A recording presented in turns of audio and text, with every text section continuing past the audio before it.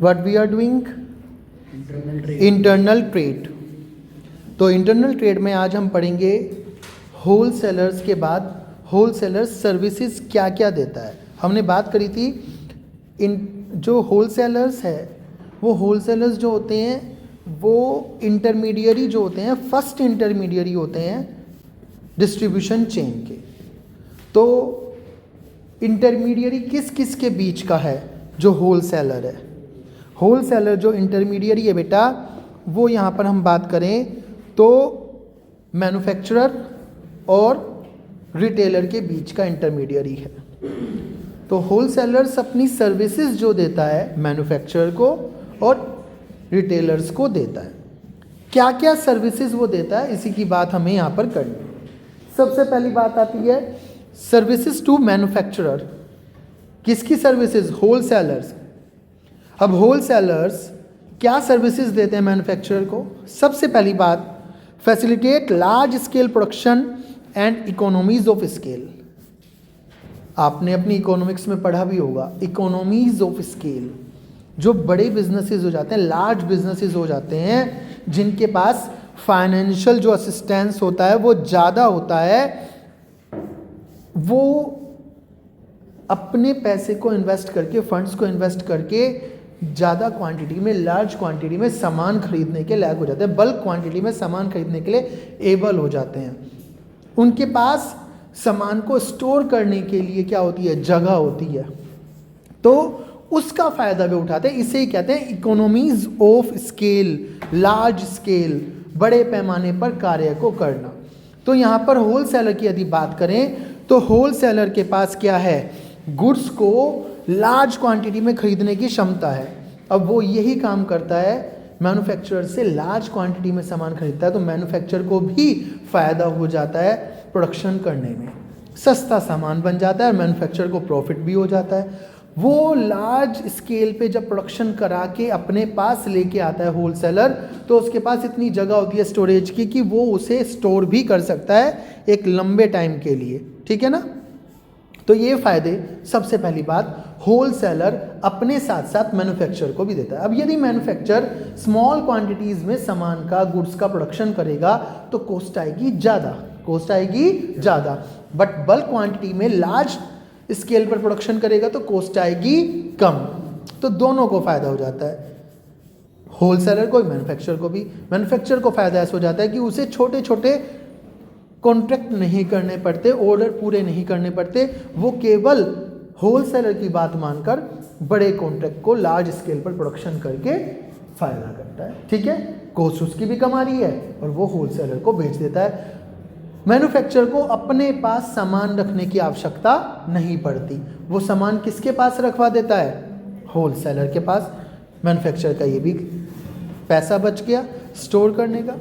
दूसरी बात आती है हेल्प्स इन मार्केटिंग फंक्शंस। बेटा सारा का सारा जो डिपेंड करता है गुड्स को बेचने का, वो होल सेलर के ऊपर करता है। होल सेलर क्या करता है? मैन्युफैक्चरर से सामान खरीदने के बाद उसको एडवर्टाइज भी कराता है, मार्केट भी कराता है, रिटेलर्स को भी देता है, साथ साथ कंज्यूमर्स में अवेयरनेस लाने के लिए कि हमारे पास भी एक ऐसा प्रोडक्ट है। वो ही सारा का सारा होल सेलर ही सारे के सारे एक्सपेंसेस करता है। तो मार्केटिंग का जो भी पूरा का पूरा काम है किसके ऊपर आ जाता है? होल सेलर के ऊपर आ जाता है। और ये फ़ायदा मैन्युफैक्चरर को मिलता है। मैन्युफैक्चरर को कैसे मिलता है? मैन्युफैक्चरर सामान का प्रोडक्शन तो कर रहा है एक पर्टिकुलर प्रोडक्ट का, बट उसे अपने सामान का, जिस सामान का वो प्रोडक्शन कर रहा है, उसे एडवर्टाइज करने के लिए, मार्केट करने के लिए ज़रूरत ही नहीं है, क्योंकि वो सारी की सारी जो लायबिलिटी है वो किसने ले ली अपने ऊपर? होल सेलर ने ले लिया। तो देखो, सामान मेरा बन रहा है, मैं मैन्युफैक्चरर हूँ, मैं इस सामान को बनाता हूँ, बट मैं एडवर्टाइज भी नहीं करता हूँ, मेरा सामान मार्केट में बिक जाता है। कैसे बिक जाता है? होल सेलर ले जाता है मुझसे। तो अब होल सेलर देखेगा किसको बेचना, रिटेलर्स को, और कैसे उसे मार्केट में एडवर्टाइज कराना है। आप जानते हैं जितनी भी बड़ी बड़ी कंपनीज होती हैं, फॉर एन एग्जाम्पल हम बात करते हैं आटा की, फ्लोर, होल व्हीट आटा जो आप खाते हैं, पैक्ड आटा आजकल ज़्यादातर मैक्सिमम सबके यहाँ आता है। आशीर्वाद, शक्ति भोग, लाइक दैट, इस तरह के नाम का कहीं कहीं लोकल मैन्युफैक्चरर भी हैं। अब बड़े मैन्युफैक्चरर की बात कर रहे हैं हम यहाँ पे, आशीर्वाद, शक्ति भोग। तो आशीर्वाद, शक्ति भोग ने क्या किया हुआ है? अलग अलग ब्रांचेस लगाई हुई हैं जहाँ पर प्रोडक्शन हो जाता है। क्या वो होल सेलर जो भी होते हैं, प्रोड्यूसर जो भी होते हैं, उनसे क्या लेते हैं, आटा लेते हैं, प्रोड्यूसर से आटा लेते हैं और बस उसको पैक करते हैं। पैक कैसे करते हैं? अपने ब्रांड में पैक कर कर मार्केट में सेल कर देते हैं। अब जिसने आटा पीस कर दिया है वो वीट से उसे क्या कर बदल कर किस में दिया है, फ्लोर में दिया है, उसे अपना एडवर्टाइज कराने की जरूरत नहीं कि मैं आटा पीस रहा हूँ, लाइक दैट, या मेरा आटा बिक रहा है। ब्रांडिंग सारी की सारी, ब्रांडिंग का खर्चा, एडवर्टाइजमेंट का खर्चा उस आशीर्वाद पर है, उस किस पर है, शक्ति भोग पर है, जो कि कौन है, होल सेलर्स हैं। वही क्या हैं, इनके मालिक भी हैं, ओनर्स भी हैं इन पर्टिकुलर बिजनेस के, इन पर्टिकुलर ब्रांड्स के, और डिपेंड भी उन पर ही करता है कि वो किस तरह से मार्केटिंग करेंगे। अब वो क्या कर रहे हैं, मैन्युफैक्चरर से बस आटा खरीद रहे हैं और उसे भर रहे हैं, खुद नहीं बनाते, वो मैन्युफैक्चरर से खरीदते हैं और अपने ब्रांड के अकॉर्डिंग अपना टैग लगाकर मार्केट में सेल कर देते हैं। छोटे छोटे रिटेलर्स को, दुकानदार को वो सामान पहुंचा देते हैं और उन रिटेलर से कंज्यूमर तक वो पहुंच जाता है। डिपेंड किस पर करता है मार्केटिंग करना, पूरा का पूरा काम उस होलसेलर पर, उस ओनर पर जिसके पास वो ब्रांड है। ठीक है, चलिए थर्ड पॉइंट है एक्सपर्ट एडवाइस।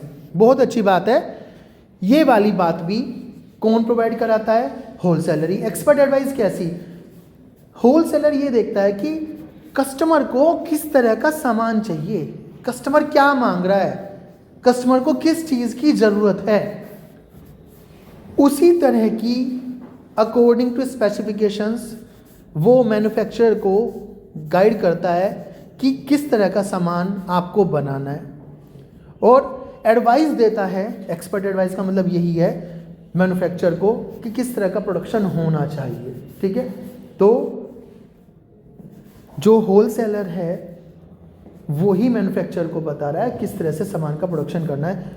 मैन्युफैक्चरर को कुछ भी सोचने की जरूरत नहीं है। ठीक है, मैन्युफैक्चरर तो बस प्रोडक्शन करने पर ध्यान दे रहा है, उसे तो अच्छे से अच्छा अकॉर्डिंग टू इंस्ट्रक्शंस प्रोडक्शन करके देना है। सारा काम किसने अपने जिम्मे ले लिया है, किसकी लायबिलिटी हो गई, किसकी जिम्मेदारी हो गई है। नेक्स्ट, स्टोरेज, ये आप पढ़ ही चुके हैं। होलसेलर के पास बड़ी जगह होती है, बल्क क्वांटिटी में सामान को खरीदता है और स्टोर करता है लंबे समय तक। होलसेलर का काम क्या है, रिटेलर को छोटी छोटी क्वांटिटी में सामान को देना। मैन्युफैक्चरर से भी बल्क क्वांटिटी में ले लिया, मैन्युफैक्चरर को भी अपने यहाँ स्टोर करने की जरूरत नहीं है, और रिटेलर को भी स्मॉल क्वांटिटीज में दे दिया, रिटेलर को भी अपने यहाँ स्टोर करने की जरूरत नहीं है। देन फाइनेंशियल असिस्टेंस, ये हम बात कर ही चुके हैं। जहाँ ऊपर फर्स्ट पॉइंट आया था लार्ज स्केल प्रोडक्शन, जब बेटा फंड्स होंगे, आपके पास पैसा होगा तो आप फाइनेंशियल असिस्टेंस दूसरों को भी कर पाएंगे। हमने बात भी करी थी जब हमने लास्ट क्लास में पढ़ा था होलसेलर को, कि होलसेलर के पास पैसा बहुत ज़्यादा होता है तो वो रॉ मटेरियल भी खरीद के देता है किसको, मैन्युफैक्चरर को। फिर रॉ मटेरियल खरीदने के साथ साथ कभी कभी मशीनरी या इक्विपमेंट्स, टेक्नोलॉजिकल असिस्टेंस चाहिए, उसमें भी हेल्प करता है। मैन्युफैक्चरर को तो केवल प्रोडक्शन करके देना होता है। इवन रिटेलर्स जो होते हैं उन्हें भी क्रेडिट पर सामान बेचता है, और ये कब हो पाता है, जब होलसेलर के पास पैसा है। तो इस तरह की फाइनेंशियल असिस्टेंस कौन दे पाता है, होलसेलर ही दे पाता है। देन नेक्स्ट बात क्या है बेटा, बियरिंग रिस्क। अब सोचो, ऊपर वाले पॉइंट से निकल के आ गया, रिस्क किसका है सबसे ज़्यादा, होलसेलर का है। उधार सामान रिटेलर को दिया, एडवांस पेमेंट मैन्युफैक्चरर को दी, बल्क क्वांटिटी में सामान अपने पास रख लिया, रॉ मटेरियल भी खुद खरीद के दे रहा है। यदि कल को कुछ भी होता है लॉस, तो किसकी टोटल रिस्क किसका है, होलसेलर का। Facilitate production continuity, production continuity, लगातार प्रोडक्शन चलता रहता है, और किसकी वजह से चलता है, होलसेलर की वजह से। भाई एक बार एक बैच ऑफ यूनिट्स प्रोड्यूस हो गई, जब सामान बनकर आ गया, तो इसका मतलब ये नहीं कि बस एक बार बन के आएगा, एक बार आया फिर दोबारा से प्रोडक्शन के लिए वो दोबारा से क्या करेगा, मैन्युफैक्चरर के पास रॉ मटेरियल पहुंचा देगा, इक्विपमेंट्स जो भी होगी, जो जरूरत होगी वो बचा देगा, एडवांस पेमेंट दे देगा और प्रोडक्शन स्टार्ट करा देगा। इन द मीन टाइम, उस मीन टाइम में जो भी प्रोडक्शन होके आ गया फर्स्ट बैच, वो सेल करता रहेगा। जब तक दूसरा बैच बन के आएगा, पहली यूनिट्स को क्या कर देगा, फर्स्ट प्रोडक्शन बैच को सेल कर देगा। ठीक है, तो लगातार चलता रहता है प्रोसेस, और किसकी वजह से चलता है, होलसेलर की वजह से। ठीक है, तो ये थी होलसेलर की सर्विसेज मैन्युफैक्चरर को। ओके।